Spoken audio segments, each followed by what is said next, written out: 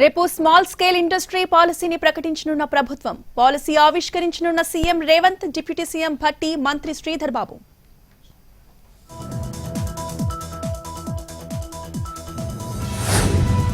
రాజీవ్ విగ్రహం స్థానంలో తెలంగాణ తల్లి విగ్రహాన్ని ఏర్పాటు చేస్తాం. మా ప్రభుత్వం ఏర్పడగానే చర్యలు తీసుకుంటామన్న కేటీఆర్. అధ్వానంగా ఉన్న శాంతి భద్రతలపై ప్రభుత్వం దృష్టి సారించాలని వ్యాఖ్య.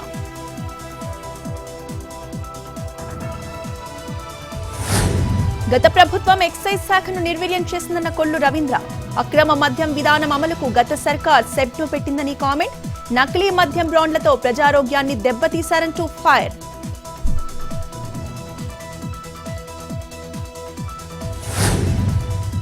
రేపు ఉదయం 10:30 గంటలకు కేంద్ర మంత్రి వర్గ సమావేశం.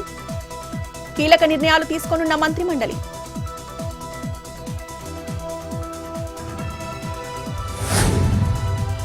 దేశాన్ని విభజించేవారు గణపతి పూజను అంగీకరించలేకపోతున్నారు. విపక్షాల విమర్శలను తిప్పికొట్టిన ప్రధాని మోడీ.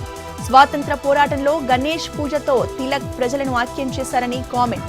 సీజేఐ నివాసంలో గణపతి పూజలో మోడీ పాల్గొనడంపై విపక్షాల విమర్శలు.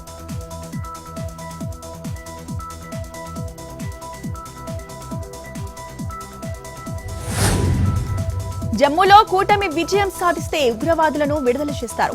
పాకిస్తాన్తో చర్చలు జరపడమే వారి లక్ష్యమన్న అమిత్ షా. అగ్నివీర్పై రాహుల్ రాజకీయాలు చేస్తున్నారంటూ ఫైర్.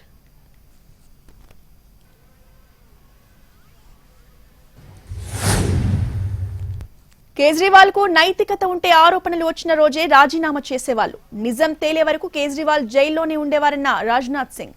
ఇప్పుడు ప్రజా న్యాయస్థానాన్ని ఎదుర్కోవాల్సి ఉంటుందని వ్యాఖ్య.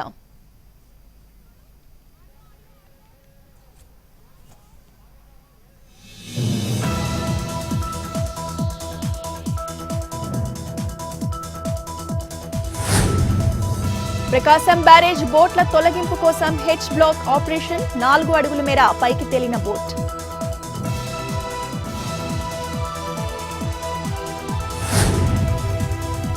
జానీ మాస్టర్ పై లైంగిక వేధింపుల ఆరోపణలపై లీగల్ గా విచారణ జరుగుతోంది. టాలీవుడ్ లైంగిక వేధింపుల పరిష్కార ప్యానెల్ ప్రకటన. ఇద్దరి తరపున వాదనలు విన్నామన్న ఝాన్సీ, తమ్మారెడ్డి. 90 రోజుల్లో పూర్తి సమాచారంతో రిపోర్ట్ వస్తుందని వెల్లడి.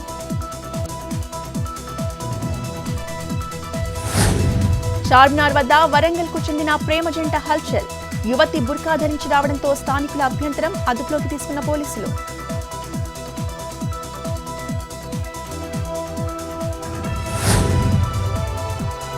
నిజామాబాద్ జిల్లా కమ్మర్పల్లిలో రెచ్చిపోయిన దొంగలు. తాళం వేసి ఉన్న ఇంట్లో చోరీ.